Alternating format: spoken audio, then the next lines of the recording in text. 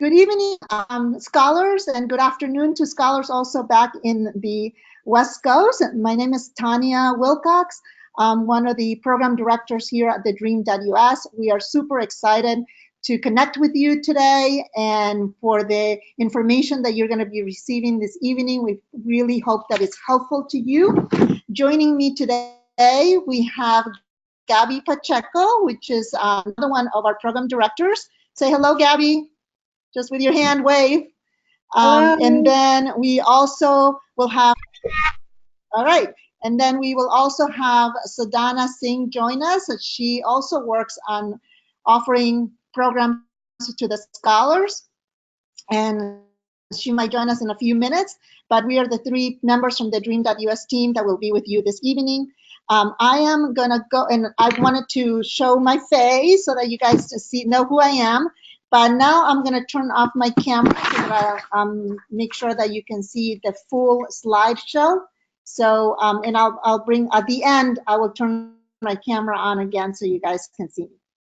Okay, so before we start, I want to introduce three presenters. We are very lucky to have them because they're highly experienced on immigration issues. So thank you to them for joining us today.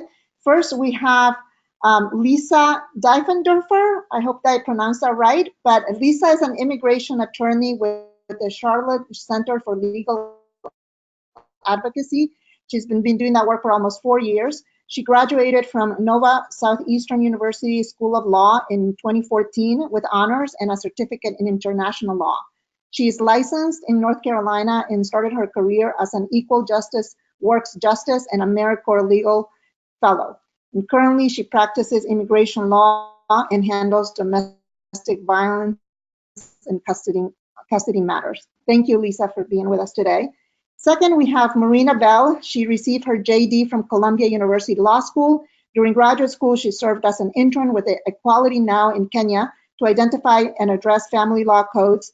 And she also interned with the Brooklyn DA Sex Crimes Bureau. She has worked for the Global Justice Center in New York City, where she's focused on gender-based crimes and international human rights law. She's also worked with the St. Cloud Area Legal Services in Minnesota and the Steps to End Family Violence program in New York City, where she served as a family and immigration attorney. And she also volunteered with CUNY Citizenship Now, assisting people that wanted to seek citizenship. Thanks, Maureen, for being with us today. And then we also have Damaris Reese, who graduated from Kent State University with a BA in International Relations and Political Science. Her introduction to immigration matters began when she worked at the UN Migration Agency in Geneva, where she focused on research and researching the role of diasporas in humanitarian emergencies. And when she started working with refugee settlement, that provided for her an introduction to US immigration policies. And she's been working as a paralegal for the last 2 years for Garfinkel Immigration Law Firm. So as you can see, we're very lucky to have three experts with us to present to you today. Today, we will be discussing different immigration solutions beyond DACA, the factors that affect these solutions, and what you can or should do now. While we will be giving you some suggestions, this does not replace consulting with your own attorney, because everyone has specific cases that we might not be able to address. And given that this is a very complex issue, we highly recommend that you consult your lawyers. Today's webinar is mostly intended to give you an idea of what you should be thinking about and what questions to ask when you meet with lawyers. So before we move on, I want to give you some housekeeping items. So if you can go to the next slide, Lisa. Okay, so one thing you should know is that this webinar is being recorded so that we will share it with you tomorrow, and also with people who were not able to attend the webinar.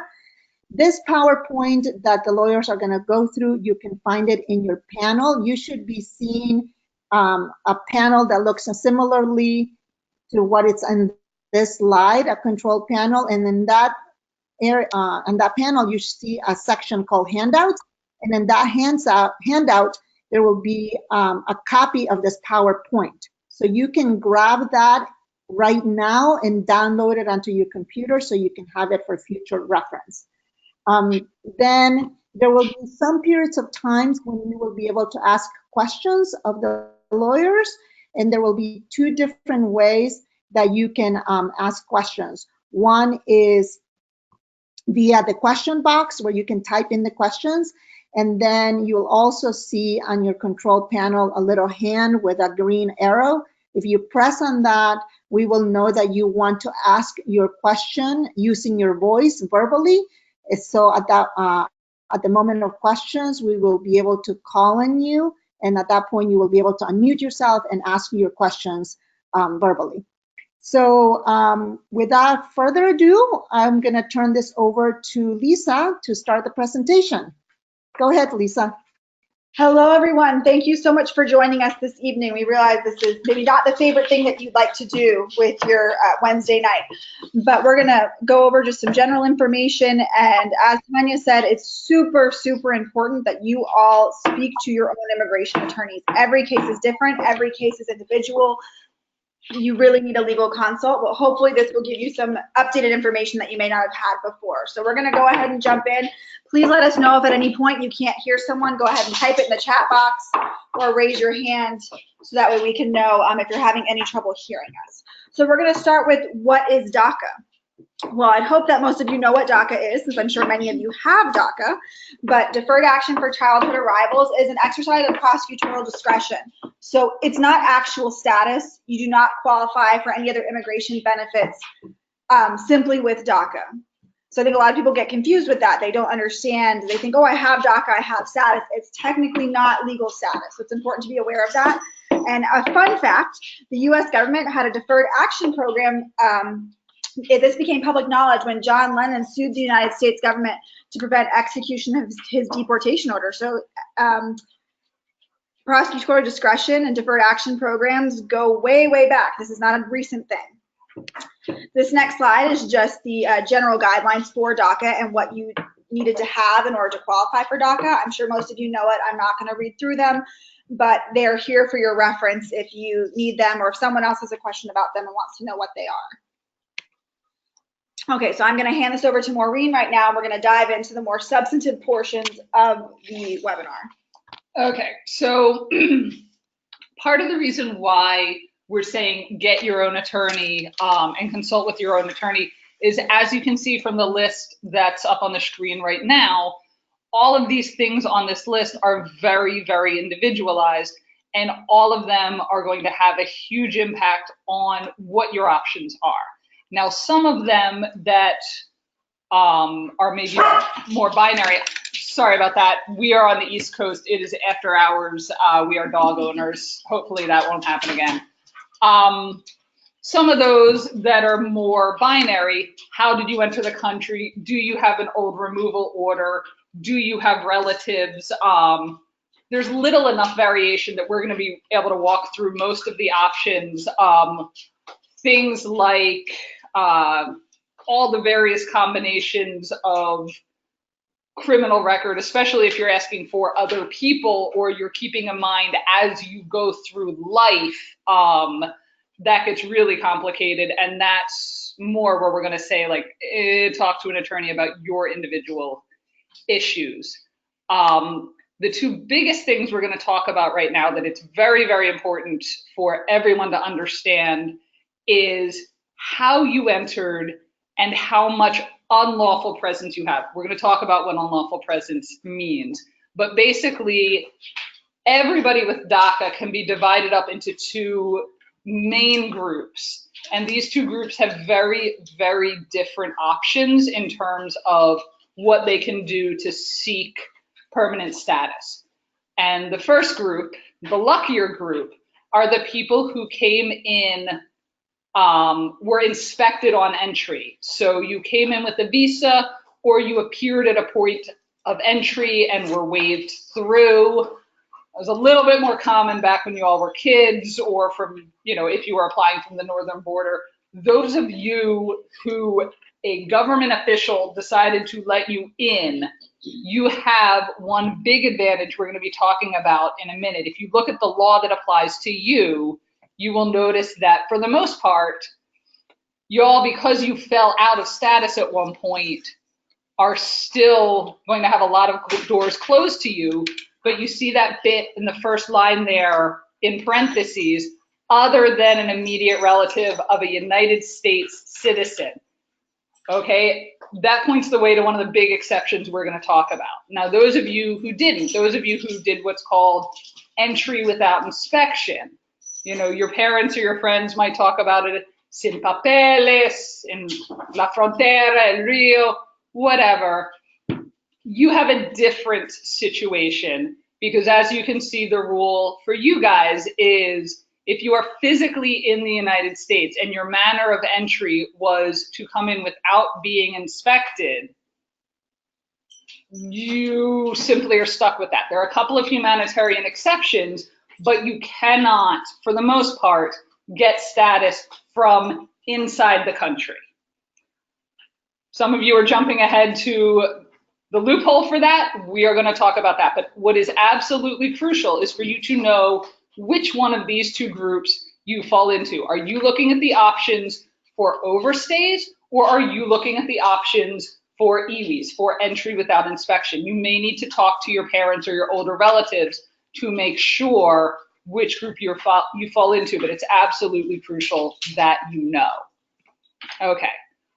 Advanced parole. Some of you may have started out as EWI and are now have a legal entry, have an entry with admission if you took advantage of advanced parole back when it existed.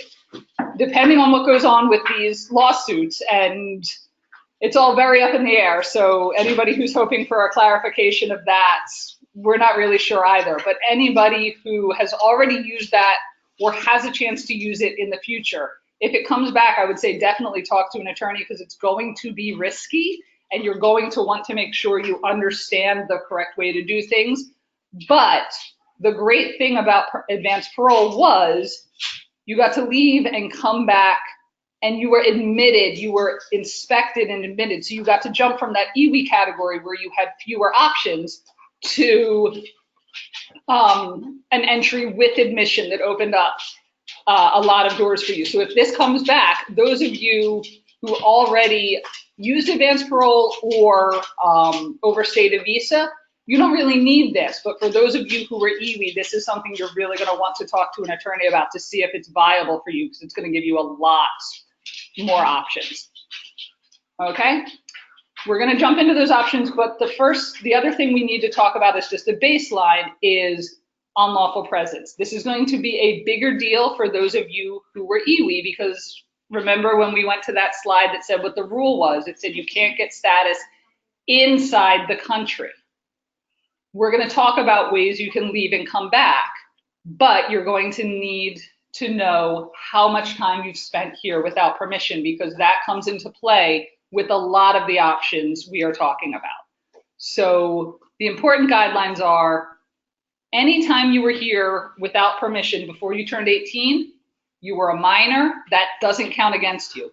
Anytime you spent in DACA, DACA isn't real status, but it's just enough status so that that time doesn't count against you.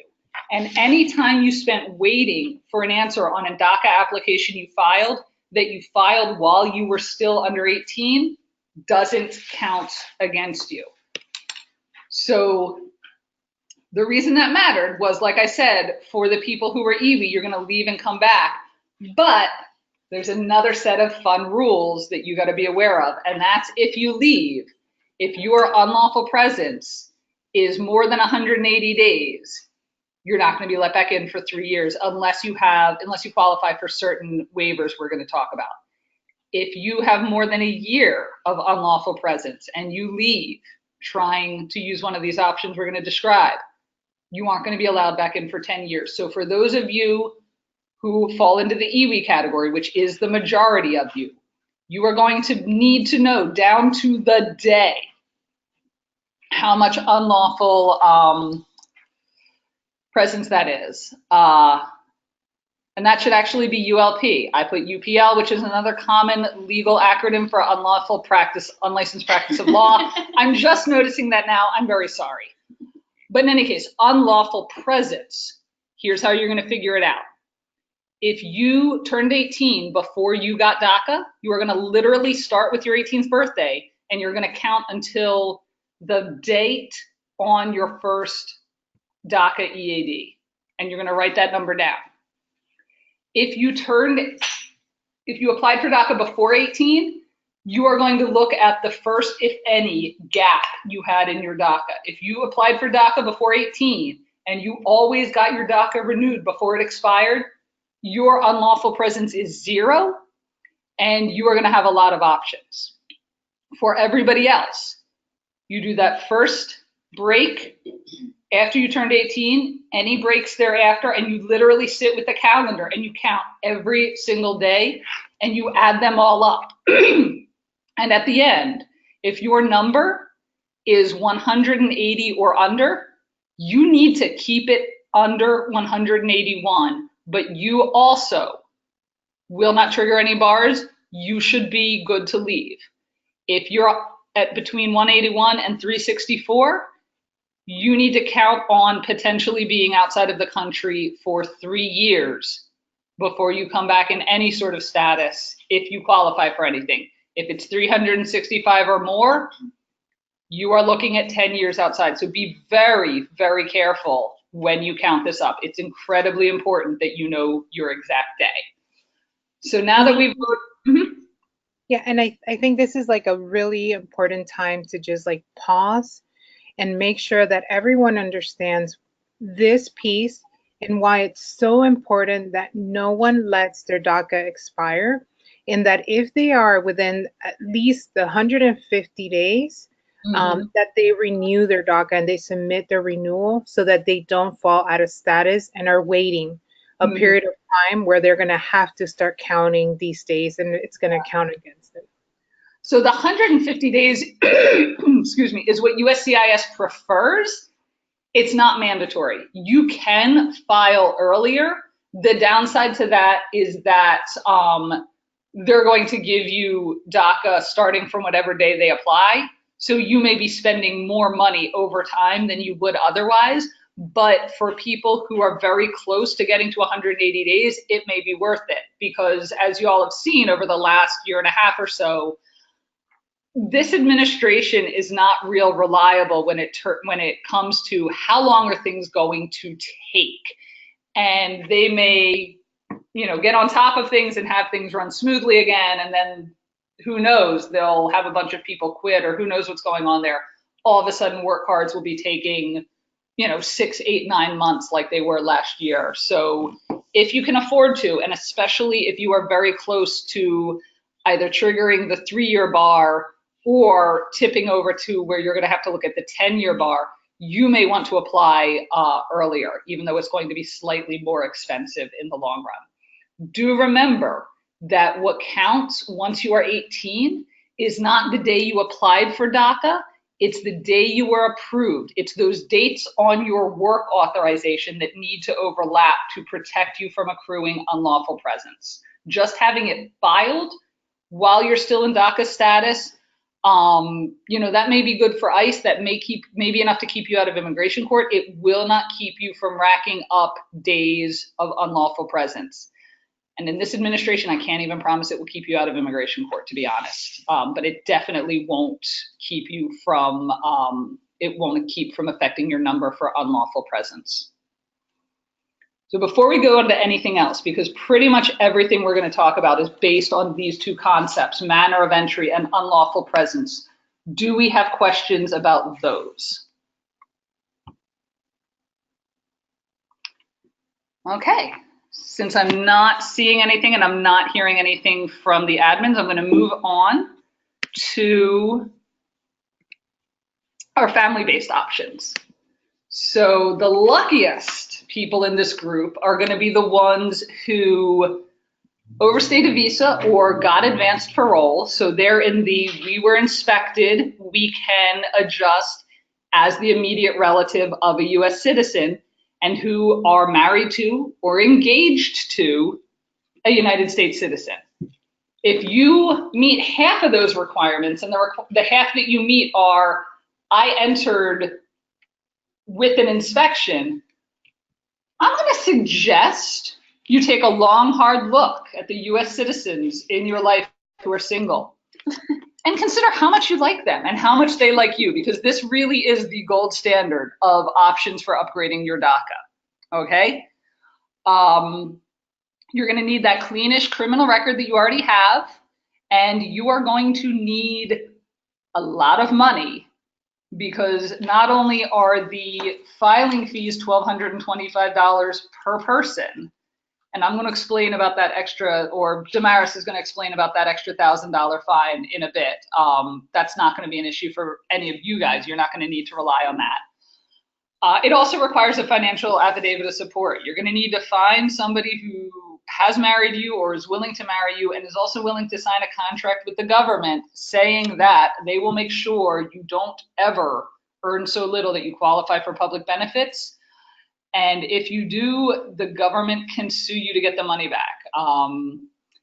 If you are married to somebody or deeply committed to somebody who has US citizenship but maybe doesn't earn that much money, the money you earn on DACA, since you have authorization to work, will count. Or if you have any other friend or relative who is a US citizen or a legal permanent resident who is willing to co-sponsor your finances and turn over their tax records and promise to pay for your things if you can't afford it, that is the other way around that. So for those of you who overstayed a visa or got advanced parole and have a significant other with US citizenship or a legal permanent resident who's going to be able to apply for citizenship soon, you guys, I have very good news for you. You are sitting pretty. Those of you who e-weed but have a significant other in your life with US citizenship or a green card, this is exactly why you need to know your unlawful presence. You will have to leave and apply at a US embassy for your green card. But as long as your number is under 181 days, and as long as you have that same money, financial support, everything else that you need for a green card application, you are going to be able to come back with a green card. That's also going to work for people who are being employed, who are being sponsored through their employer, but Damaris is going to talk about that when we get to the work-based stuff. So bottom line is, whichever group you are in, your legal situation is always going to be at least nominally better if you are married to a citizen or a green card holder. So what to do if you're married to a US citizen or a green card holder, or you have US citizen kids, maybe other family, but your number is just too high and you are looking at a long separation. Well, that's where people start thinking that attorneys are kind of ghoulish, because we get really happy when there are negative things going on in your life, because that's going to be the basis of a special waiver that we hope will let you leave the country and come back in anyway, even though you really triggered that bar. You can apply from within the country, so you know before you leave whether or not you qualify, and you have a good idea of whether or not you're going to be allowed back. It's not a guarantee, because the Department of State makes its own independent decisions, but you at least know whether or not you're going to get the waiver. And what you're going to need to show is that not letting you back in is going to cause extreme and unusual hardship to your US citizen or LPR spouse, either if y'all are separated in two different countries, or if your spouse comes to follow you in the home country. You really should assess what it's going to look like for that person in either scenario. Hardship directly to any children that you maybe already have or will have by the time this is an option for you will not count directly, but hardship to the kid is obviously going to cause hardship to the spouse that is caring for the child. So in that sense, the hardship to the kid can sort of sneak in through the back door, because it's going to cause a lot of problems for your spouse if you are forced to leave them both behind and they are, having to deal with whatever problems, medical issues and the like that your child has on their own without your help. So we kind of hope nobody has the sorts of tragedies or medical problems in their lives that trigger this. But if you do, please, please know, go talk to an attorney about this, because you wouldn't know it from this administration, but the law at least is not completely heartless, and it does sometimes have carve-outs for these sorts of scenarios. And probably not a solution is pretty much any family petition that was filed by anybody other than your spouse, or if you want to wait until you have kids and they're 21, your kids. And that's because your spouse, your parents, if you are still a child, or your children, once they turn 21, they get priority if they are US citizens. They get to file for you and you get to get your green card right away. Everybody else falls into a pattern that you guys are probably familiar with from somewhere in your extended family or in your social network of, I'm waiting on my application being current. It's going to take anywhere from 2 to 20 some years. And unless DACA lasts that long, you are eventually going to rack up at least a year of unlawful presence waiting for one of those to come through. So I think this graph is a little bit out of date already. It changes month to month. But as you can see, the shortest list is the spouses and unmarried minor children of green card holders. That's LPR, legal permanent resident. If you look where it says F2A, people who applied back in July of 2016, now a little bit over 2 years later, are being invited to interview and get their green cards. If you look at the oldest one, I think the oldest one is April of 1995, and that's for siblings of United States citizens from the Philippines. For some of you, that's going to end up working out, and Damaris will talk to you about that when we get to 245I. Some of you might have a golden ticket that's finally going to be something you can cash in. But for most of you, anything you are filing now had better be for a US citizen spouse, or you are looking, you're probably not going to be able to use it simply because DACA may not last long enough for you to take advantage of that without running into the problem of the 3 and the 10-year bars. Okay, Lisa's going to talk about one family-based exception, and then we're going to take questions, I think. So VAWA is kind of a hybrid of a family-based exception, but also somewhat of a humanitarian form of relief. So VAWA is the Violence Against Women Act. It is certainly not just for women, but it is specifically for victims of domestic violence who their abuser has some sort of status. It's a United States citizen or a legal permanent resident, and there are specific relationships. So if my spouse is my abuser and they are a US citizen or a legal permanent resident, and I may be able to qualify. If I'm a child and one of my parents, that includes Sept parents, is my abuser and they are a US citizen or a legal permanent resident, I may be able to qualify. Or if I am an elderly person, I have an adult child who is my abuser, and that adult child is a US citizen or a permanent resident, I may be able to qualify. You need to show that you've suffered some sort of extreme cruelty usually, so that can include physical abuse. Emotional abuse does qualify. It's just a little bit harder to prove. You definitely want to show that you've been to a therapist or sought some sort of treatment or have some sort of proof outside of just saying, he used to call me mean names, to qualify for this one. You don't have to have reported your abuser to the authorities, but it helps. Getting things like a domestic violence protection order helps. They're not necessary, but they help. It's another way to show that you suffered this abuse. this option is great for people who entered EWI and have only one entry, because they will forgive this one entry. So it's okay that you entered EWI. You won't have to leave in order to change your status, but be mindful that it's only one entry. So if someone has multiple entries, that's going to create some issues. There is a little caveat that if your multiple entries were related to your abuse, that can be forgiven. So for example, your abuser drags you across the border back and forth, that can also be forgiven. Something to keep in mind with this is that you're going to have to be able to show the harm. That's really important. So you're going to need strong personal statements, maybe letters from other people, letters from therapists. Your evidence here is really what's going to build your case.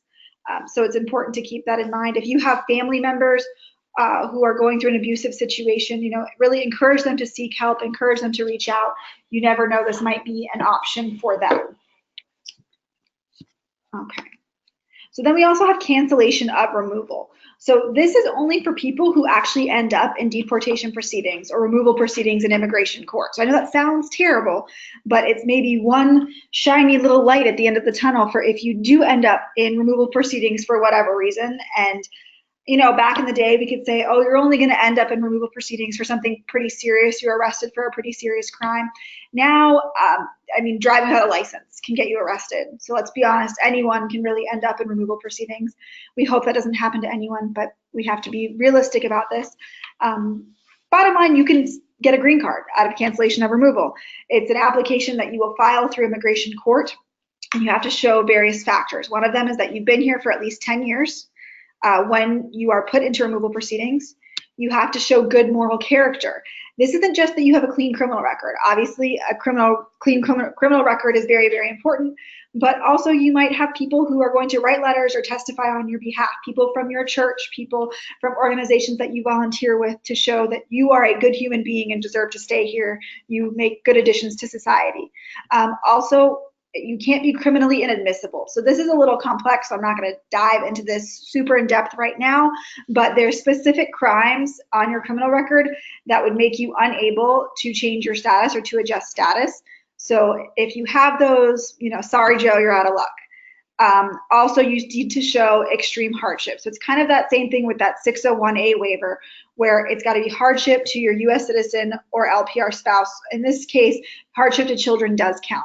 So any situations where someone is sick or has some sort of weird, funky situation going on, that's what you want to bring to the table. It's really important. Simply just saying this person's the breadwinner is generally not enough. It's helpful to say, obviously, if this person is removed, my family loses all of their income and all of the terrible things this will cause because of that.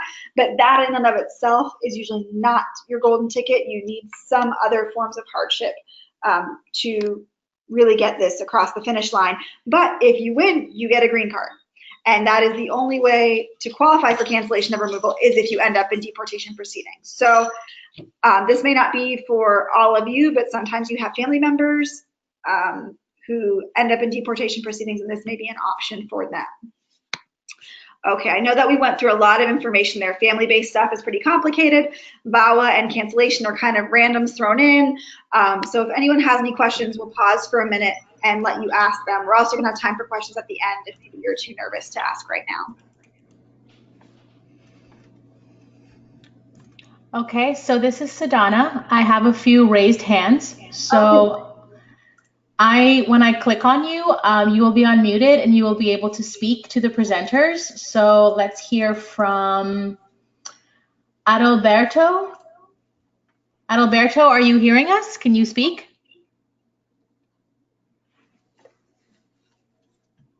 Maybe not. Let's try someone else. Unmute himself. Sometimes he also probably has himself muted. Yes. When I click on your raised hand and call your name, please unmute yourself to be able to ask your question. Let's try Arnold. Arnold, can you hear us? I would like to say for everyone, in the event that maybe there's just a technical glitch going on with the webinar program, you're going to have our contact information at the end of this, so please feel free to email us, myself, Maureen or Damaris, if you have any questions that maybe we didn't answer throughout the presentation. Okay, I'm going to try someone else. How about Alina? Alina, are you on? Yeah, I'm not sure, but I do have some questions coming in on the chat box as well. I will ask some of those. Perfect. Okay. So one question goes back to the ULP. It says, do ULP apply to both people who overstayed their visas and EWIs? Yes, if the reason why it's less likely to be an issue for the overstays is that people who overstayed a visa are allowed to apply for green cards based on an immediate relative United States citizen without leaving.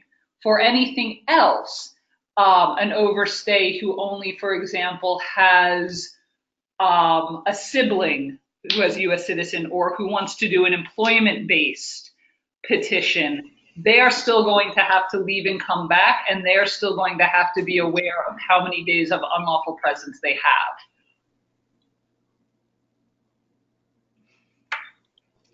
Okay, I have another question. What are the options for people who have unlawful presence of 365 days or more, but is married to a US citizen? Is leaving the country the only option? We're getting put in proceedings. Yes, so to adjust status through that U.S. citizen spouse, they're going to have to leave the country.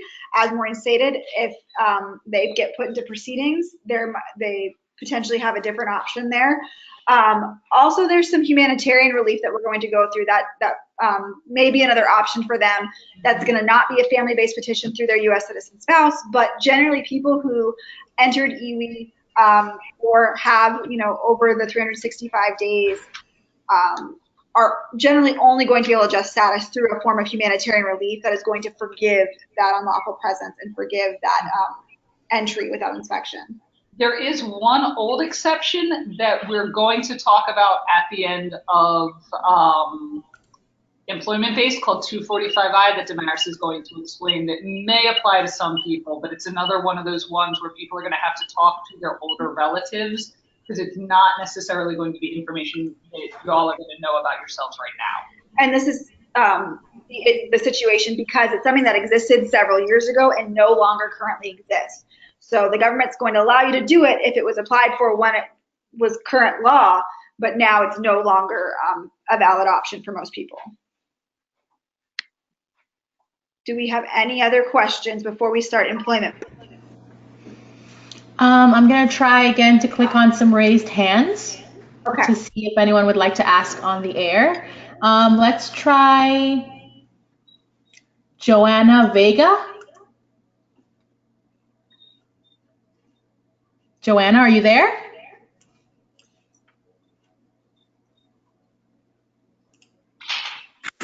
Juana Pineda. Juana, are you there? Yeah, hello. Oh, yeah. Good job, Juana.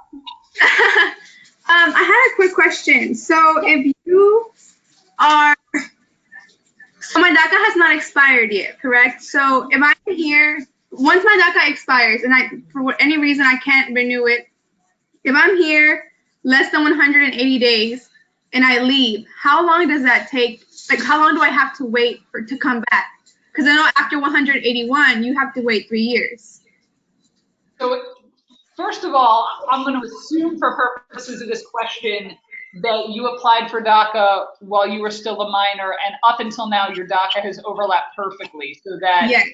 Okay, yes. So your current DACA expires, you can't renew for whatever reason. The day after is day one for you. Correct. You are able to come back as soon as your application for any status you qualify for is processed. So you would need to keep your unlawful presence under 180 days. You also need to qualify for something. You would need to in a green card application. How long that would take, that would depend on how quickly you can get your documents together. It would also depend on what country you are going to. Certain countries, for the most part, you are expected to go to the U.S. Embassy in your country of citizenship.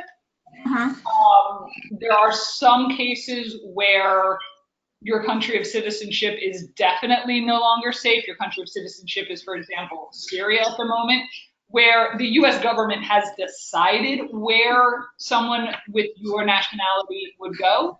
There are some where if your home country just happens to be dangerous for you for whatever reason, you can request permission to be processed somewhere else, but that's very unusual. It would take anywhere from several weeks to several months, depending on some things that are within your control, like how quickly you get documents, how quickly you can take an available interview date, and some things that are going to be beyond your control. How overbooked the embassy is, what date they offer you. That's the sort of thing you would discuss with your attorney, because that's going to be very, very country specific, and it's going to be specific to the exact details of your application. But I would say anywhere from a few weeks to a few months. Okay, and I don't know if we have time, but as a follow-up to that, like you said, it's country specific, so you might not be able to specify if I'll come back with a visa or a green card or whatever. But if I did come back with a visa and I overstayed, would it be recommended for me to come back with a visa? That visa is temporary, to go back and reapply and come back to the States like that? We're actually going to talk about temporary visas in a later section. For the most part, those are going to be difficult for DACA recipients, but I'm going to leave that for Damaris, so I'm not hogging the whole hour and a half. Okay. All right. Thank you. That's a good question. Okay, I think we're gonna move on here to the employment-based options. Remember, we'll take questions more throughout the presentation at the end, and you guys can certainly email us any questions that you have. And do try to remember, when you ask your questions, if it's really specific to your case, you might just want to email us personally about it, because obviously we're gonna have to ask you a lot of follow-up questions to be able to give you something specific to your information, which is gonna prevent us from being able to get through all the information. So, all right, here we go, guys, employment-based options. All right. Hello, everyone. I can't hear you, but I'm trusting that you're all with us so far. We haven't scared you away. And just keeping in mind, if your heart is racing and if you're trying to do the mental math and figure out where all of these factors put you, what we're trying to communicate is that you have probably more options than you think. And it might not be the specific avenue that you would prefer or that your friends or family have told you is the easiest. But keep in mind that it's easier to talk to an attorney than you might think, and you do have more options than you probably think you do. So just bear that in mind and bear with us a little bit. I'm going to talk about kind of an ideal scenario for your employer to sponsor you to be here. So the H1B visa, this is a very common, popular type of visa to apply for. It's a temporary non-immigrant specialty occupation visa. So it basically means that if you hold this visa, you're employed in a position that requires specialized skills or knowledge. It requires a bachelor's degree or its equivalent in experience, typically, in order to be approved. And it's valid for 3 years, and then you can apply to have it extended another 3 years. So 6 years total, and then there's certain situations where it can be extended further. But for the most part, it's about a 6-year time frame that you're looking at. And for those of you who are just graduating and are looking at potential employers and are applying for jobs, you have to have your work offer in front of you before you submit this application. So what makes this really complicated, though, is that there is an 85,000 cap. So USCIS receives the bulk of these applications within a 7-day time frame. And it's this crazy rush to fill all these slots, and it's based on a lottery. So even if you do qualify for an H1B, the visas are granted on a lottery basis, and there's no guarantee that you'll get it, even if you do qualify in every way. Another thing to remember for these is that you cannot change status to H1B while you're here.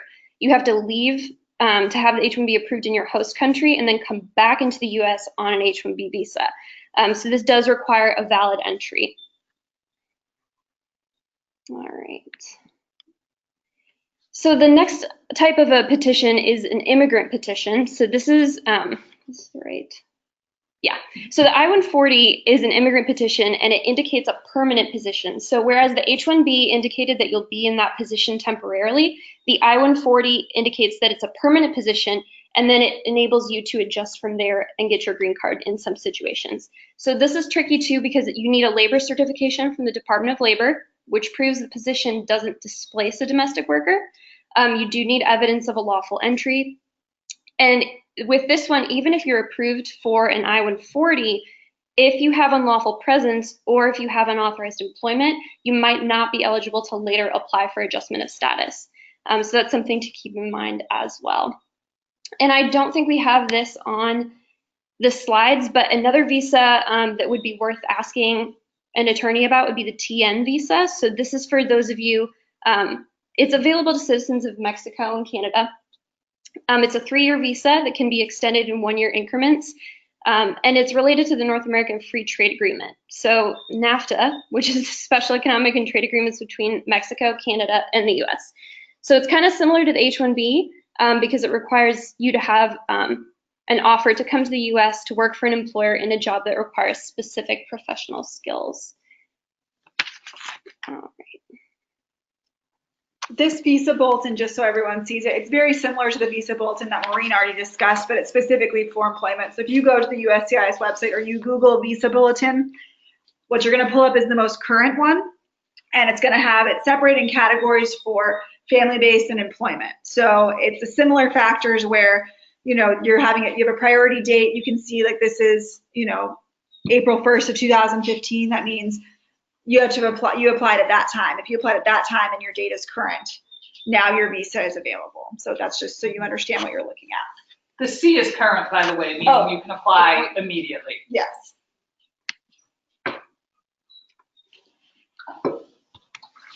All right, so this is, what the slide is student visas, but this is going to really apply more generally to the question about temporary visas.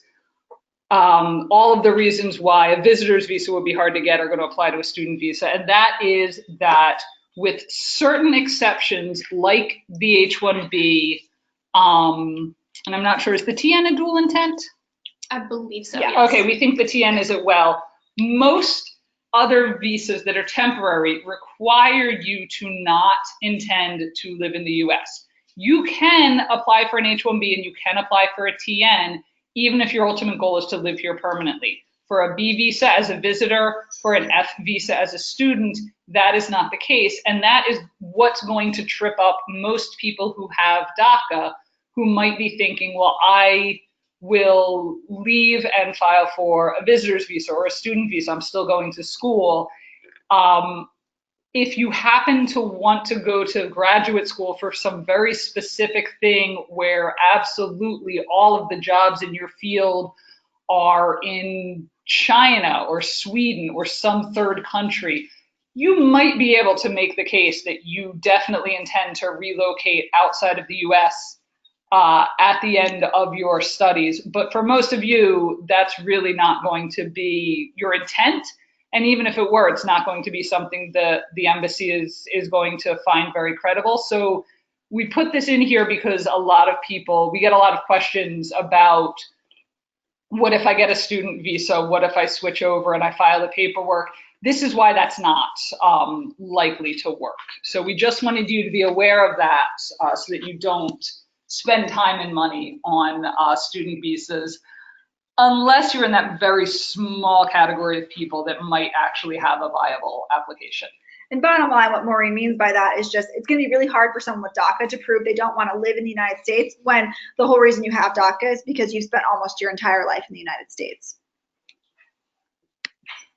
Okay, 245I, the golden ticket. So this is going to be where it's good. Oops, don't want to go there just yet. Okay, so this is going to be where you're going to want to know your immigration history going further back. So Section 245I of the Immigration and Nationality Act provided that if someone filed a labor certification or an immigrant petition, so the ones that I just mentioned, like the I-140, the I-130, and an I-360, any of those, if someone filed that and you were listed as a beneficiary on that application before April 2001, you can use that as the basis to adjust and get a green card if you file with a $1,000 fine on top of the filing fees for the AOS. It's a way to circumvent the requirement to have a lawful entry. So if this applies to you, you would not have to leave before adjusting. You would have to have been listed as a derivative on that main application. And if you don't know, if your parents don't remember, and if you don't have, physical evidence of that petition ever being submitted, like if you don't have the receipt notice or a copy of the filing, you can file a Freedom of Information Act request to get information on that and see if there's any evidence out there that exists to prove it. Again, it's not going to apply to most people, but if it does, you're going to want to know because it could affect the chances that you have to apply for things later down the road. Anything else that you want to add to that? Yeah, the only thing I would say to that, so for example, one of the more common ways is if your mom or dad had a petition filed for them by, say, your aunt or uncle, you are probably now too old. Remember that graph we showed you a while back where some people are waiting 23 years. If your mom or dad filed something that long ago and you are listed as one of their kids they want to bring with them, you get to take advantage of this old rule. It didn't expire for you. You got in under the deadline. And the best part is you don't have to do it through your aunt or your uncle. So if you are listed on an old petition that was filed back in 1998, you can take that 245I eligibility and apply it towards, say, a petition filed by your spouse. You will have to pay the extra $1,000, but you do not have to leave the country. You get to file from within the country with an extra $1,000 and proof that you were part of an application packet filed before April 1st, 2001. Okay, so we are coming up on 8 o'clock here, so I think I'm going to push through this questions section, if everyone's okay with that, or do we want to pause for questions? And again, if you have any questions, you can always email us, because these ones tend to be a little bit more complicated and heavily dependent on things like the job offer and your immigration history. So, and we are almost done here. I think we have just the humanitarian ones left, but maybe we get through that, then we'll have more time for questions at the end, if everyone's okay with that. Okay, so I'm going to go through humanitarian options.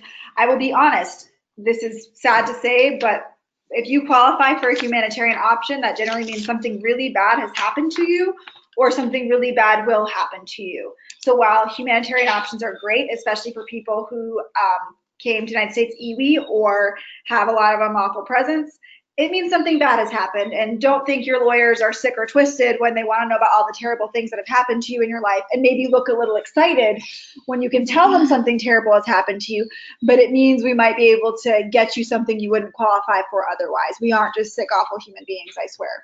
Okay, so asylum. Asylum is a very complicated area of the law, and it's getting more and more complicated by the day because of our trash can racist administration we have right now. But bottom line, if you are afraid to return to your home country because you have suffered some form of persecution or are likely to suffer some form of persecution, and your government either is the reason you have suffered this persecution or cannot protect you from this harm, you potentially qualify for asylum. Most people think of political asylum. There are actually different kinds of asylum. You can qualify for asylum based on race, ethnicity, religion, or particular social group membership.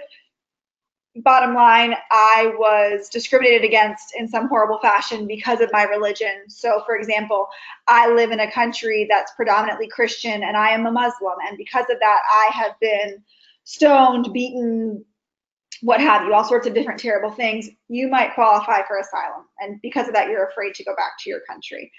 Same thing with ethnicity. You are of a particular ethnic group, and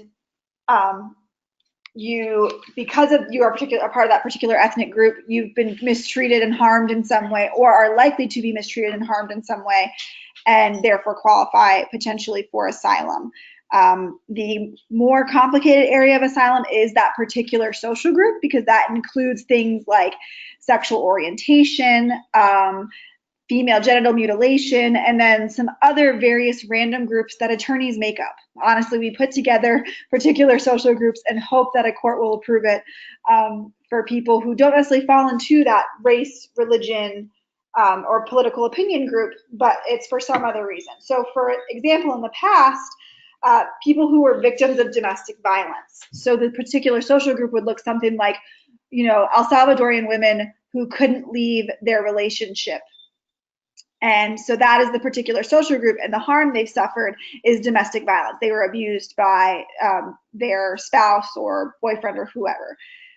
So that is a very unique group. It was once a great, great thing. Now, with our current administration, we're having some problems with it. So domestic violence victims are not receiving the protection they once did, but we're still fighting it. So we'll see what happens. Hopefully we can make some changes here. Bottom line, this is generally not going to be an option for DACA people because there is a 1-year filing deadline.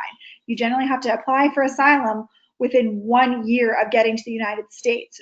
But the exception may be, thank you, Maureen, the exception may be if you can prove that there has been some sort of changed circumstance, and because of that changed circumstance, you now have a fear of returning to your country, you might be able to qualify because you'd be able to overcome that 1-year deadline. So for example, you came to this country as a child, because of DACA, you now have DACA, but let's say, for instance, you are a member of the LGBTQ group, and your home country would not be so friendly to that. In your home country, people who are LGBTQ are mistreated terribly.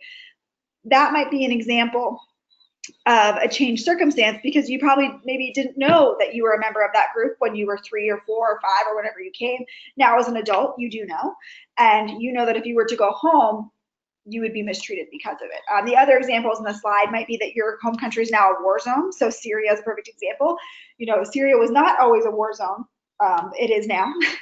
And so if you are Syrian, you would most likely be able to apply for asylum saying it would be dangerous for me to go home right now because of what's happening in my country. The government clearly cannot protect its citizens. So generally, asylum is not going to be an option for most people, for most DACA recipients. But if you can overcome that 1-year deadline because of a changed circumstance, talk to an attorney. This might be something you want to look into.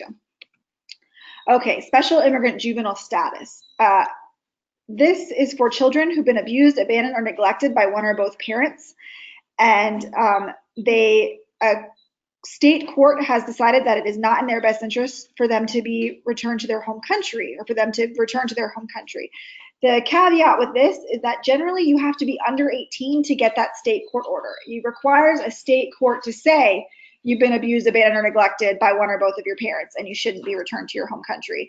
Most DACA recipients who currently have DACA are probably over 18. Kids who are coming up for DACA eligibility or kids who are still under 18, so maybe you have some younger siblings who hit that 15, 16-year-old mark and are now ready to apply for DACA, may qualify for this. So this may not be a benefit for you, but it could be for someone you know or are related to.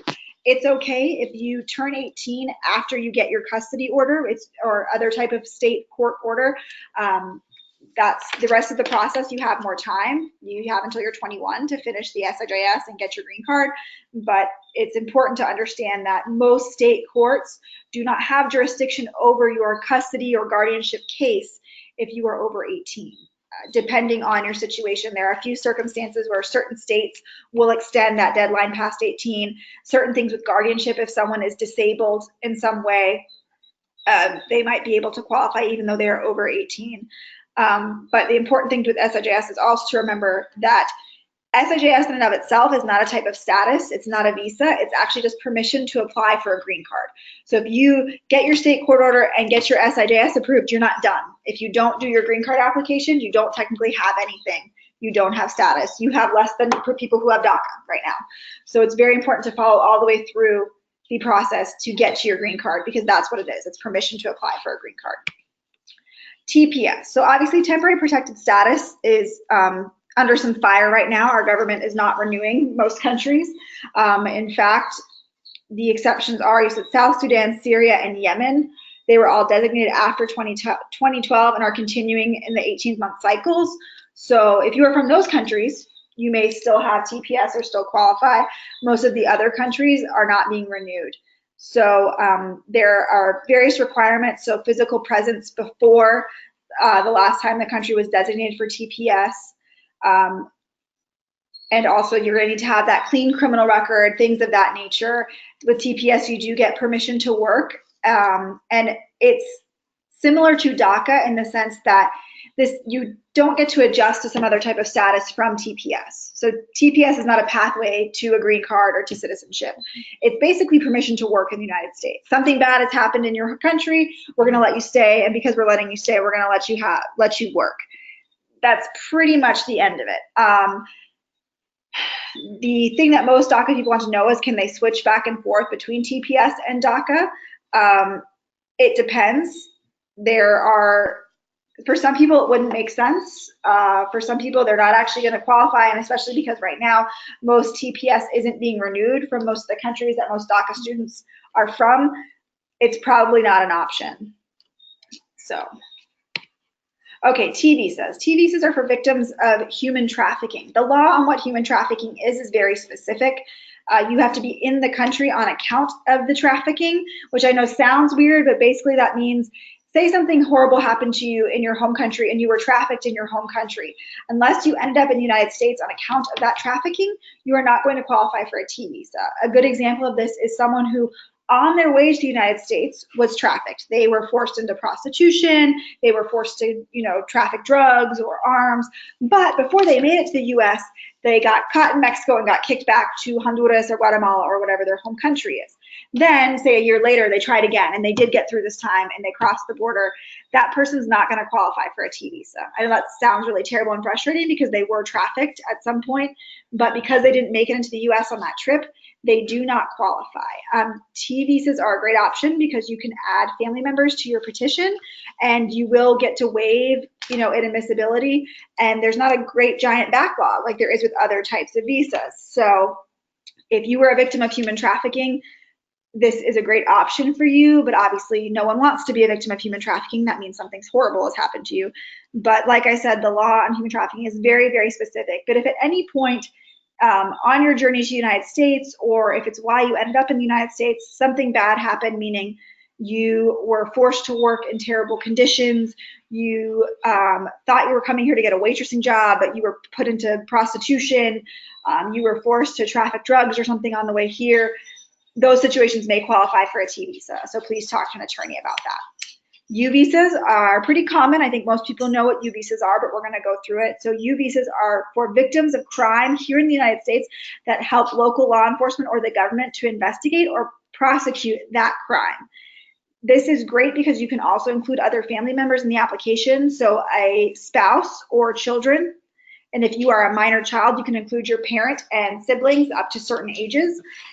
And bottom line, you have to be helpful in the investigation or prosecution of the crime. So you have to report the crime, you have to go to court and testify against the person, you have to prove that you were helpful, because either police officers, district attorneys, some sort of law enforcement or government authority has to sign off on a form saying that you were helpful. Without that form, you cannot apply for the U visa. The problem is that that form is discretionary.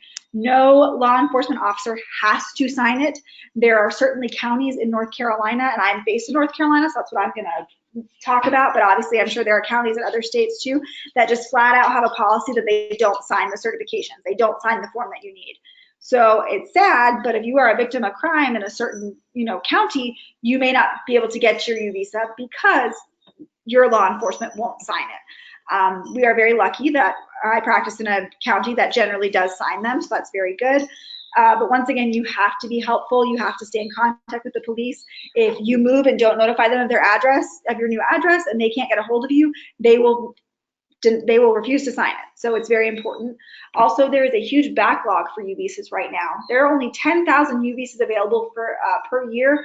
Right now, the wait is about 8 years, 8 to 9. That's what we generally tell clients right now. At best. At best. So if you apply for your U visa tomorrow, you better be expecting to wait at least 8 years. In that 8 years, you don't have status. That's why you qualify for a U visa, because you did not have status. So you are still waiting without status. There is the possibility that you might be able to get permission to work prior to your U visa being approved, but it's generally only going to happen in maybe the year or two before your U visa is approved. So if you're waiting 8 years in total, maybe year 6 or 7, you might get that permission to work. But this is an option if you have nothing else. I will say that courts now no longer value U visas the way they used to. Back in the day, if you ended up in deportation proceedings, but you had a U visa pending, that was pretty much a golden ticket. You wouldn't have to worry about being deported. They'd say, okay, we're going to close your case and let you wait for your U visa here in the United States. Now, because it's technically true, they're saying, no, you can wait in your home country. With a U visa, you can wait in your home country, and then you'll consular process in once your U visa is approved. So this is no longer the great protection that it used to be. It's obviously better than nothing, but it's not quite as protective as it once was. So it's something to keep in mind. Okay, so those are the main humanitarian options. I know I buzzed through pretty quickly, so I want to make sure we have time for questions. So please, any questions that you guys have, we have a few last bits of advice and information at the very end, but we are open for questions now. Okay, we have a few raised hands again, so I'm going to call on Arnold. Arnold, if you can go ahead and ask your question.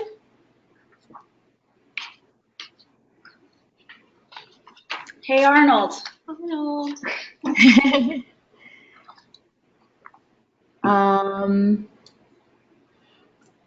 We'll try someone else. Chanetta, wait. If you can go ahead and ask your question. Chanetta? Can you hear me? Hi, Yes, we can hear you.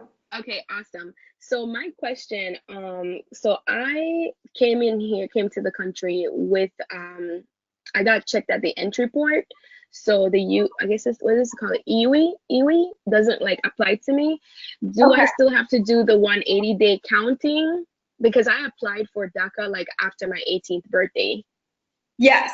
So simply because you entered with a visa does not mean that you won't have unlawful presence, because your visa is only good for a certain amount of time. So if you came in on a visitor's visa or what have you, it's only good for a certain amount of time. Once that visa expires, if you are over 18, you are accruing unlawful presence. So you absolutely want to count your days to figure out how much unlawful presence you have. So if or when your DACA expires, you know where you are in that group. You know if you need to be really careful about your days, if you're on day 1, and if you need to leave or what have you. Obviously, your situation is a little different because you entered with a visa, you wouldn't necessarily have to leave to adjust status. So tomorrow you married a U.S. citizen, you wouldn't have to adjust your status, so your unlawful presence really wouldn't matter because you wouldn't be leaving and triggering a bar. But it's still important to know, because if you want to apply for some different kind of, like, say there's a H1B or something, eventually a different status other than through a U.S. citizen spouse, you may have to leave for that particular type of benefit. And if you have accrued lots of unlawful presence in that time, then you would trigger that bar. Same to someone who came in EWI and just accrued lots of unlawful presence otherwise. Okay, so just to make sure I'm getting this, if I do get married to someone who has a legal status here in the United States, I would have to leave the U.S. and then return? No, Not if you married a citizen. That's true. Yeah. Or if you were willing to wait until that person got citizenship to file for your green card.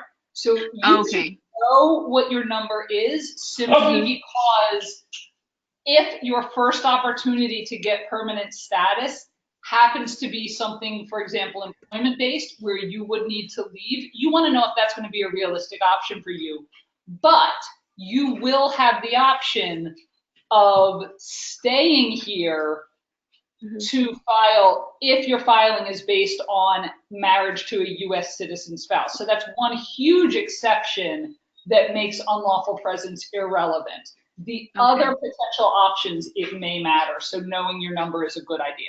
So start scoping out cute U.S. citizen boyfriends or girlfriends. Either one is fine. Yeah, I put a big asterisk next to that.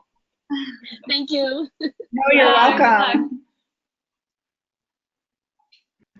Okay, we'll get another question from a raised hand. Paul Santiago Chavez, you may now ask your question. Hello, can you hear me? Hi, Paul. Hello. I have 2 questions. One question is, when they were addressing spouse, they were saying fiance and wife. So what is that borderline of spouse? You would need to be married before the paperwork was filed. Okay. The reason I kept saying fiance was to get people thinking in that direction if maybe they're not already married. That would be an option once you got married, even if you fall out of DACA in between that happening. Some people also get engaged and have a really long engagement, and if you're a DACA person, you don't need a long engagement. Get your butt to the courthouse. Also that. Yeah. And keep your marriage. Don't lose your marriage certificate. That's also important. Okay. My second question is, where can I find out when I was approved the very first time for DACA? Because I don't remember if I got approved before I was 18 or after I was 18.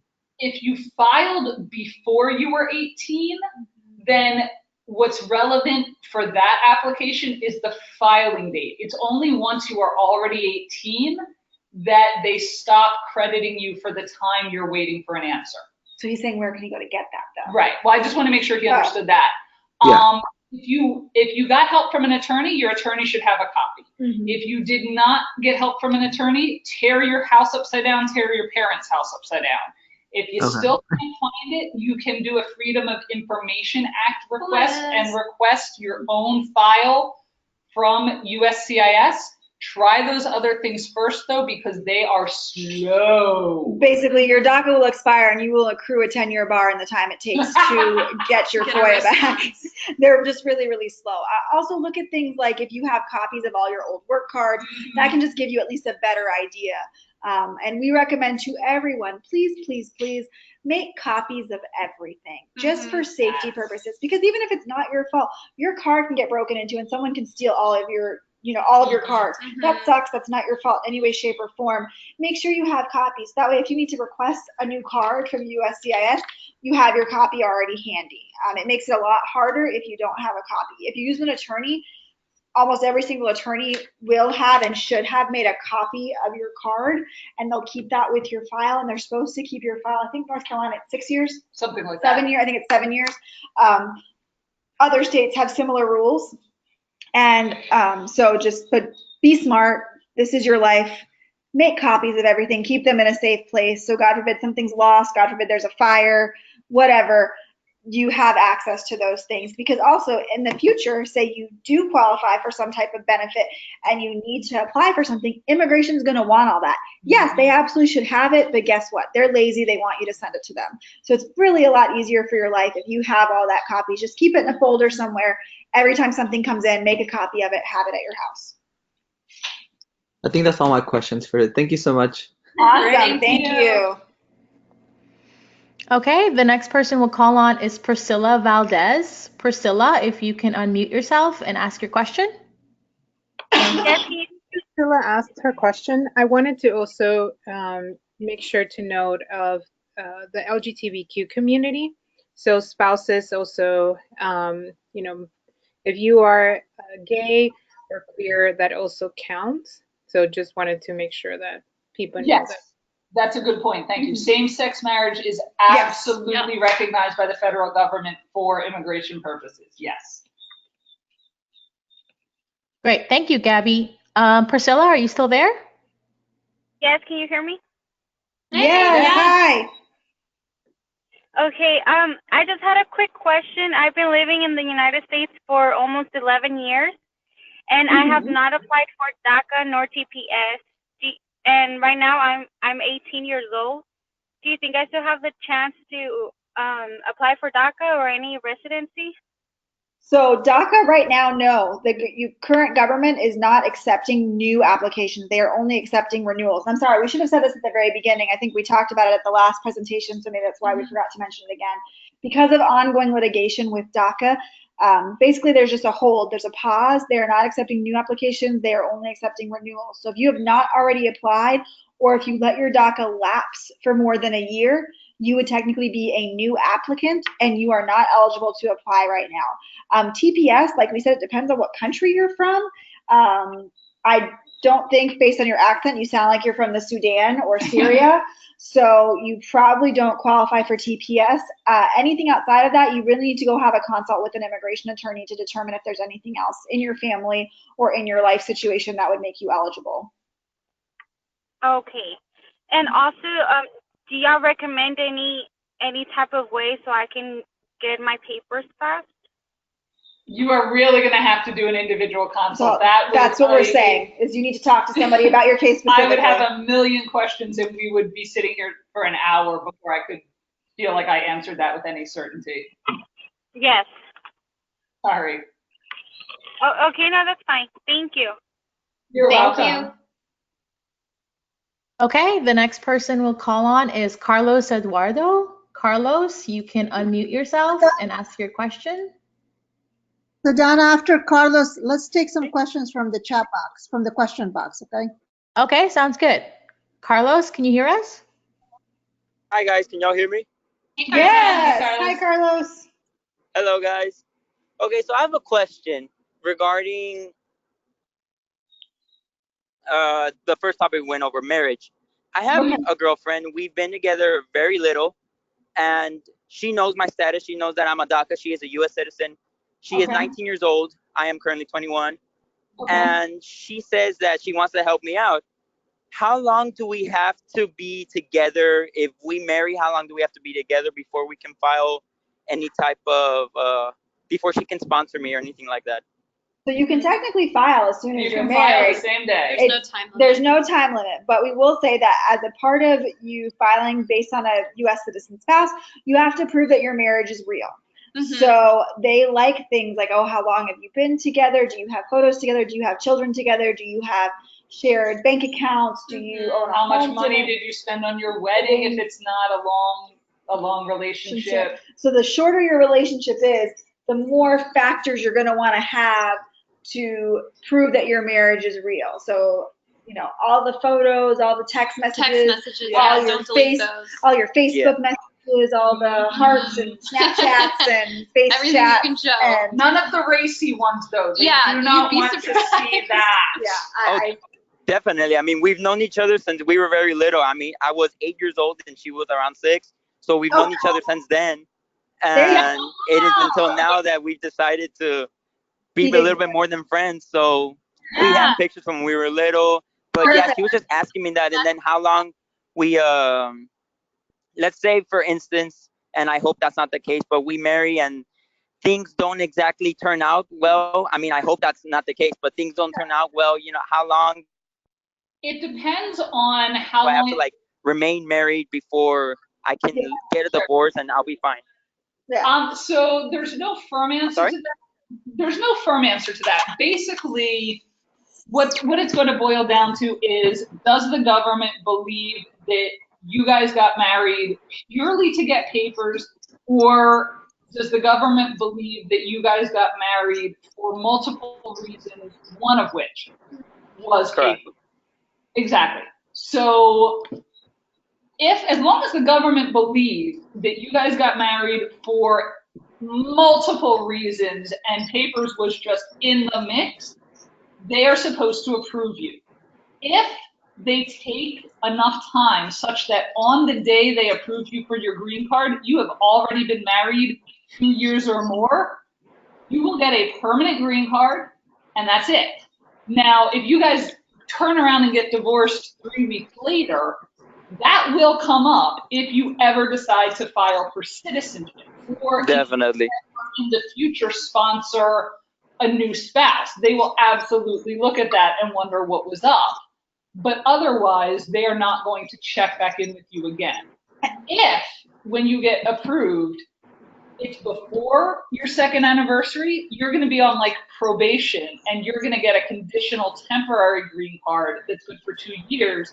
And they're going to expect you to check back in at the end of that and file for the permanent and update them on what's going on in your life.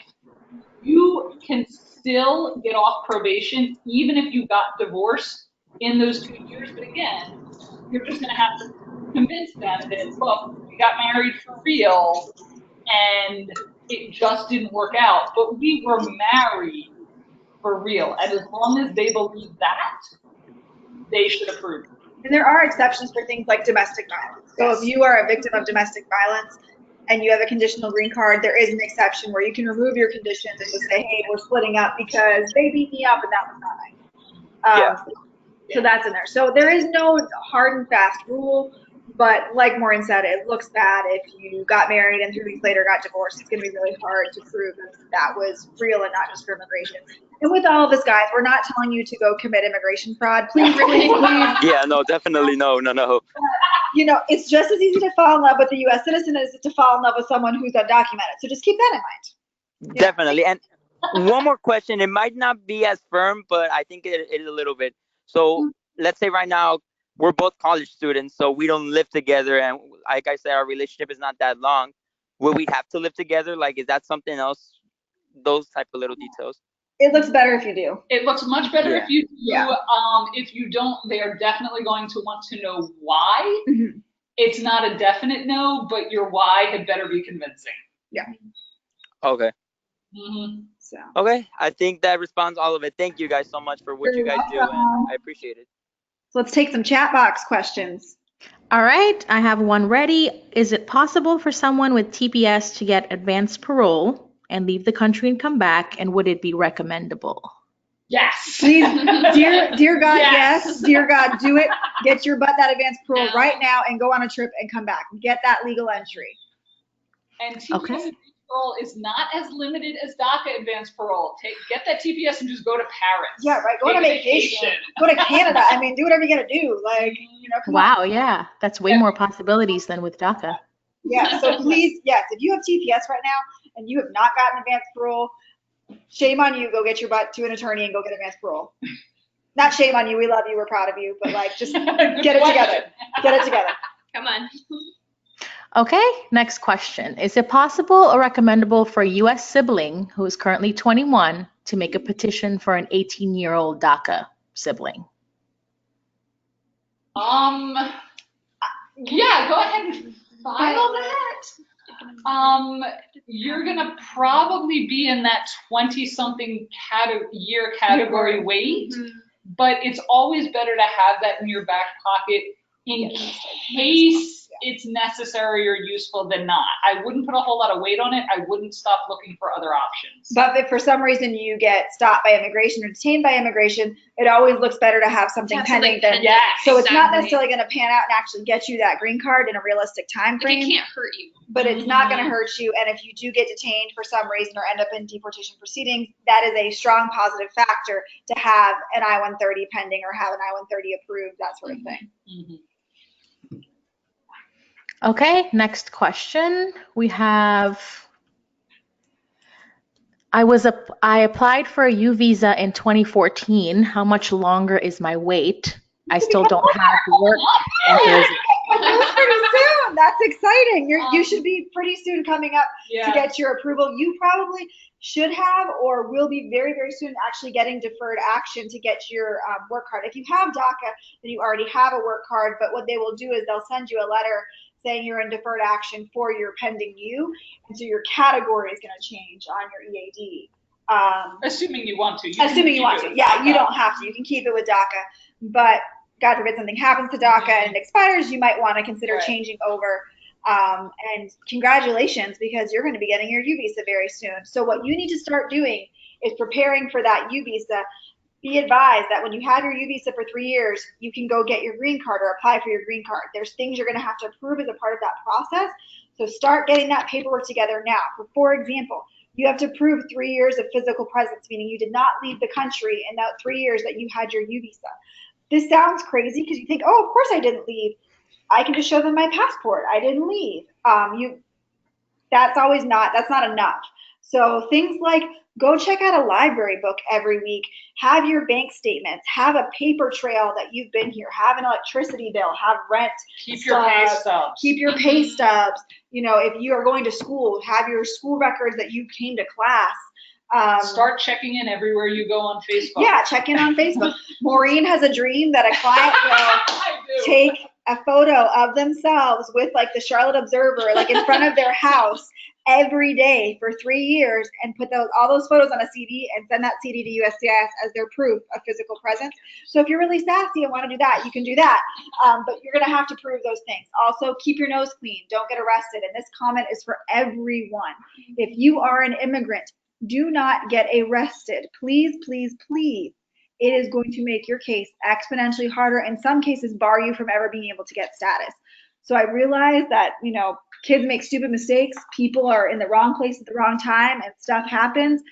You have to be really careful. Don't put yourself in a bad situation. Don't associate yourself with people who are going to put you in a bad situation, because you don't have a get out of jail free card. And in fact, you have even less than that. You have I am living in the United States under the Trump administration. They're going to send me the detention card. That's what you have right now.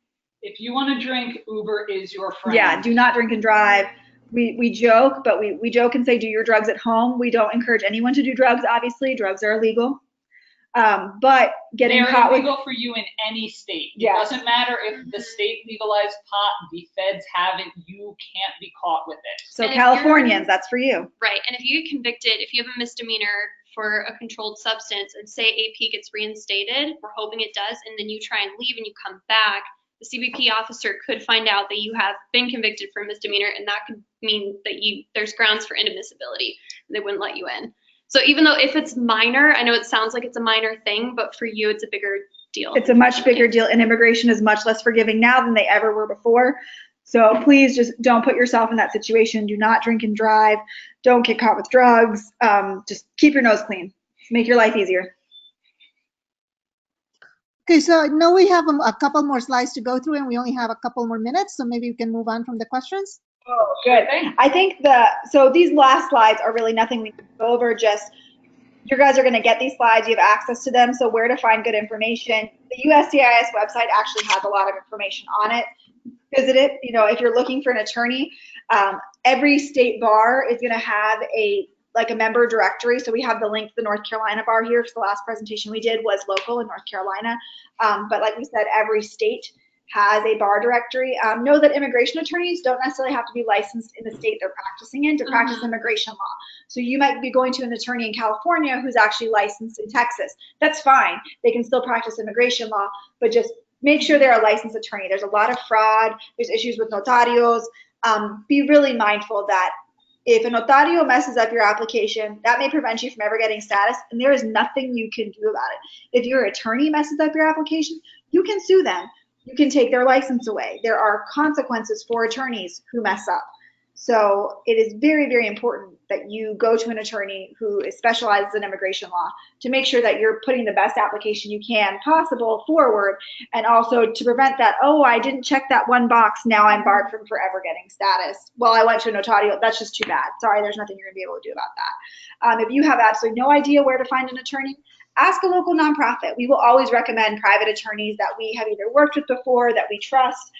You may make too much money to qualify for our services specifically, but we will recommend you to quality, honest, great immigration attorneys that, you know, I would go to if I had an immigration problem. So obviously, immigration court, so EOIR is the Executive Office for Immigration Review. That is immigration court. They have a list of attorneys who've been disciplined. So if you have an attorney and you feel like they're being kind of shady, go to EOIR and check out and see if they've been disciplined before. It's, you know, it's always good to know. This link below here, it says where to find pro bono assistance. This is a website that lists by state almost every single nonprofit organization that does immigration work. So that is a great place to start if you do not have the income to pay for a very expensive attorney. Go ahead and check that website out, go to your state, and you can make some phone calls based on all the names on there. Safety planning for DACA. This is really for every immigrant right now. We can't stress this enough. It's really sad to say this, and I don't mean to sound doomsday, but no one is safe. People, you know, they can even detain LPRs. They're trying to strip citizens of their citizenship. It's a scary world we live in, so you need to be prepared for the worst just in case. As Maureen and Damaris already talked about, like, make sure you have all of your documents in order. Make sure you know your immigration history. You know, if you have an old order, if you're not sure if you have an old order, find out. It's really important that you know.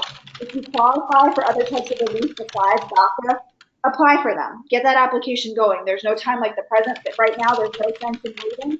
and keep track of all your stuff. Know when you need to reapply. Don't let your status lapse. Don't accrue unlawful presence for no reason. You know, and know your rights. Know what happens if you get stopped or detained. You know, have a name of an attorney you can call. Know that you generally should never sign anything or say anything if you're stopped by immigration. Never lie about your status ever if you're asked. Because that can come back to bite you if you try to adjust later. So you can never claim that you are a U.S. citizen or that you have status that you don't have. That's almost worse than murdering someone.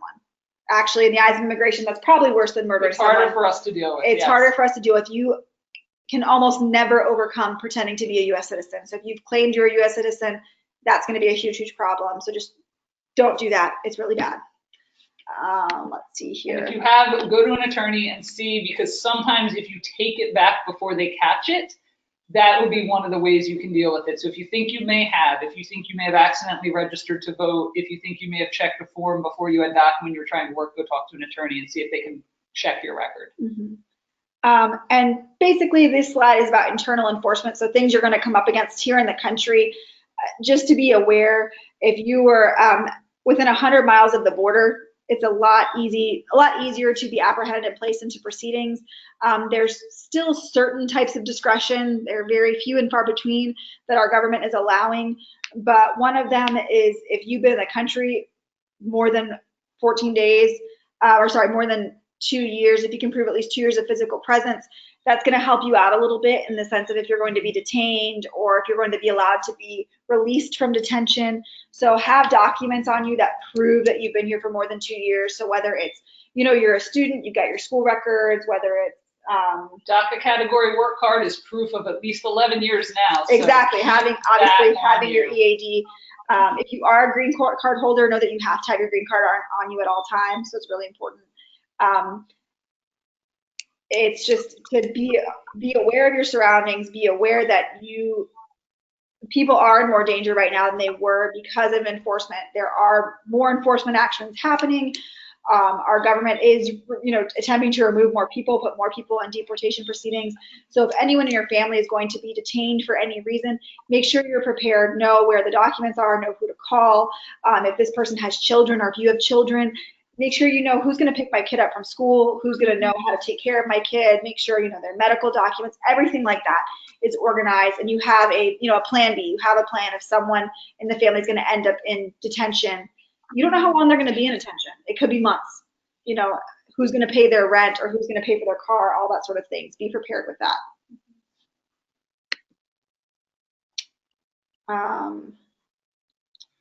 Okay, we can go through all this. You're going to get this slide, so you're going to have time to look this over. Obviously, this is not applied to you right now because the DACA requirements for what constitutes a sufficiently clean record means you guys are pretty good. But just part of why we keep harping on don't get in trouble, don't get in trouble, don't get in trouble, part of it is that a lot of police and a lot of sheriff's office share information with ICE and will literally turn you over to ICE if you get arrested. Part of it is because criminal convictions will start to close off possibilities for you, will start to close doors for you immigration-wide very, very quickly, okay? One conviction for what's called a crime of moral turpitude could potentially bar you from getting a green card. 2 definitely will. And what is considered a crime of moral turpitude is insane. It's any drug offense, any theft offense, any violent crime, any crime against the government. For example, you get caught turnstile jumping in New York City, and when the cops search you, you've got a joint on you. That's 2 crimes of moral turpitude right there. It's a drug offense, and it's a theft against the government. You're done, you're never getting a green card. So keep your nose clean. You can lose status. So even after you've gotten a green card, again, 2 crimes of moral turpitude, any aggravated felony, any controlled substance other than a single possession for pot, any gun crime conviction. We don't expect you guys to run into this problem, but we want you to be mindful of just how low the bar is set to trip you up in this area if you are anything but a citizen.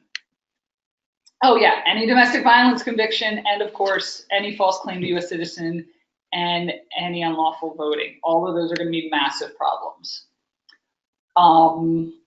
Like we said, any crime is going to be an issue, especially if you live somewhere where the police or the sheriff share information with ICE. But DWI, any domestic violence or child abuse, any crime of violence, because not only are you going to be in detention, but to try and get out, the government will absolutely will absolutely argue to the immigration judge that you are a dangerous, dangerous person if you get caught with any crime of violence, or if you get caught on a DWI, even if it's 4 in the morning and there's no other cars on the road. You really want to avoid that.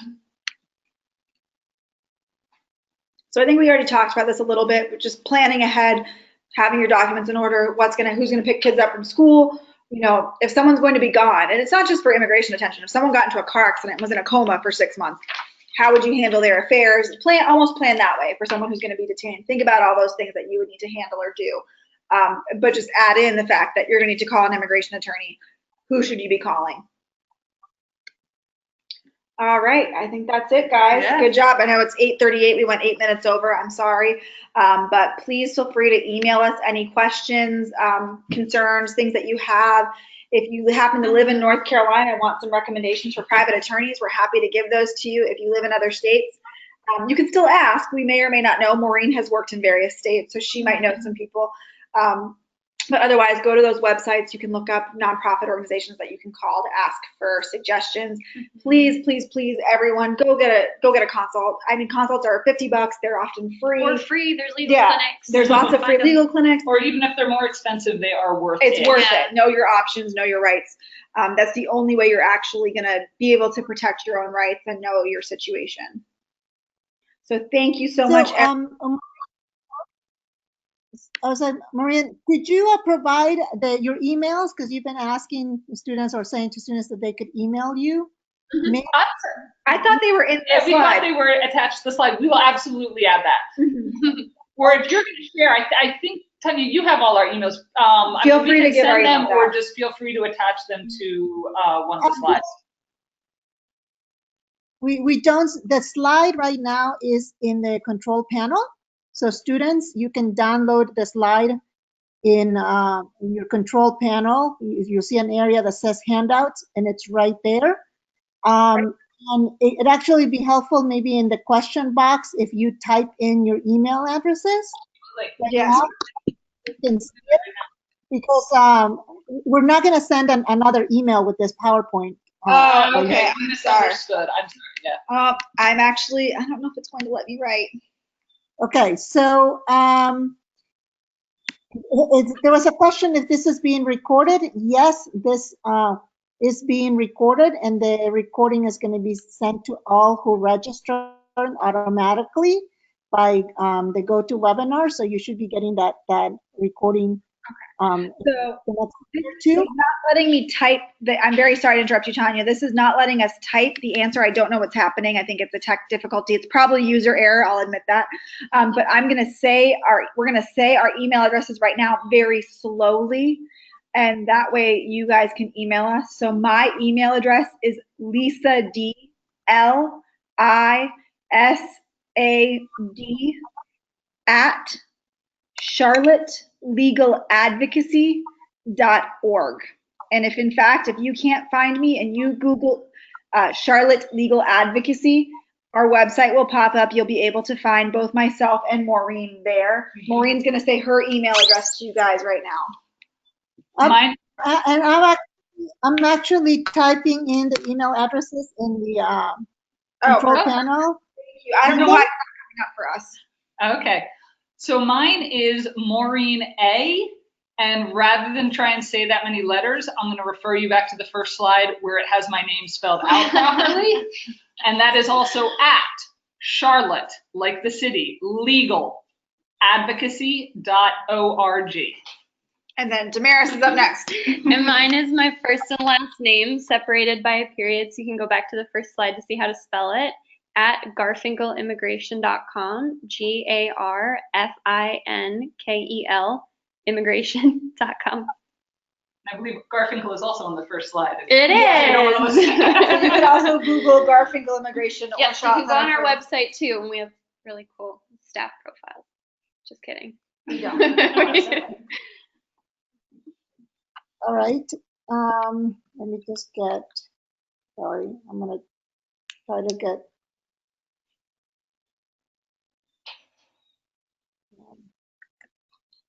Damaris's email. Hold on a second. All right. So I want to really thank you three ladies for your time, for all the information that you're giving our scholars, and for offering to answer any questions via email. That's also really great. And students, thank you for sticking with us today and listening to the presentation. Remind you that to pull the handout down, this PowerPoint, and from the control panel so you can have it. And I also want to announce to you that on October 11th, we will be having another webinar. We will be featuring National Grid, which is a company that works in the energy and science space, and they have summer internships and internships for recent graduates, and they want to do outreach to you scholars to be able to apply for their internships. So we will be sending an invitation to all of you by the end of the week, letting you know the day and the time and the registration link so that you can attend that webinar and learn about this internship opportunity. Anyone who is studying STEM, business, or finance would be interested in learning about this internship. And with that, I believe we will close the webinar. Again, very happy that Melissa, Maureen, and Damaris for your information, for your expertise. We're truly thankful to you. Thank you for setting it up. Thank you so much for having us. Please email us. We appreciate all of you. You guys make America great again. Great. Okay, have a good night, everybody. Bye-bye. Good night. Good night.